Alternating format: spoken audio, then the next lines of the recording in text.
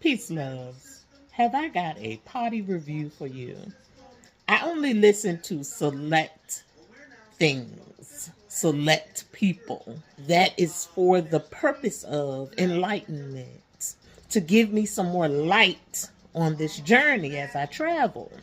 The reason I share these podcasts, these select podcasts in my potty review, is that it will have the same effect on your life. This particular one, I've literally been watching it for days. Sister Myra Moss, she's surpassed elder. She's an oracle of our time. And this share gave us marching orders into this new time, the space and time that we're currently in and heading into is going to be absolutely awesome. Spiritually, it's going to be awesome. So we have spiritual marching orders. Now, if you feel that, if you already know that deep down in your soul that you have some spiritual marching orders, but you may not be certain on the direction, use some of your precious time on this podcast. Black Magic 363. It's called the 2025 Timeline. Spirit really used her to make some things clear for us. And as we move on into this spiritually led time, you're taking it up a notch. Just know that, and if you get into the video and it seems way too deep over your head, one of two things. Either it's maybe really not for you because it's not time for you to go into that realm of things, or if you know deep down inside that you should be moving forward spiritually, then don't run from it. This is what you should do. Pull out a pen and a paper and take notes. Pull out a pen, pencil, whatever, and a paper and take notes to this share that Sister Myra Moss is offering up to us. Because the first two times I listened to it, I didn't have a pen and paper. The first time I was just listening. The second time I was driving and listening. The third time is when I really knew, oh, hold on. I need to write to this. And when I tell you, the notes I took to her build revealed even more. Meditate to it. Close your eyes. Meditation is not for everyone, but there's different forms of meditation, as the sister reiterates here.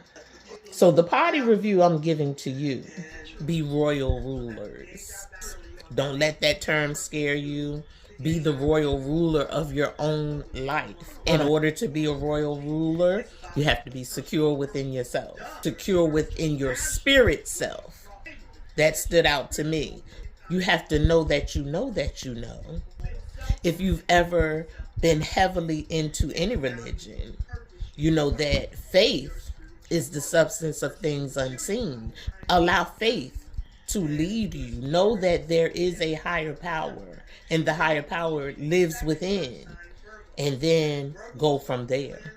Don't look back. Cleanse and purge some of that spiritual mess that I've been carrying, that I've become comfortable with because it was familiar. I have to purge those things that will hinder my flights as I take on a royal ruler position. Stepping into integrity and character. That is something that I have evolved in as time went on. When I was younger, that was the last thing on my mind. As I mature and graduate into who God has called me to be in this journey, it's of the utmost importance to me. Integrity and character. She talks about our astrology placements.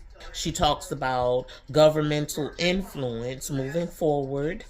She talks about the makeup of our communities moving forward as a result of the turn that government is taking. She talks about higher universal values. So we have to hold to our morals and values in this time.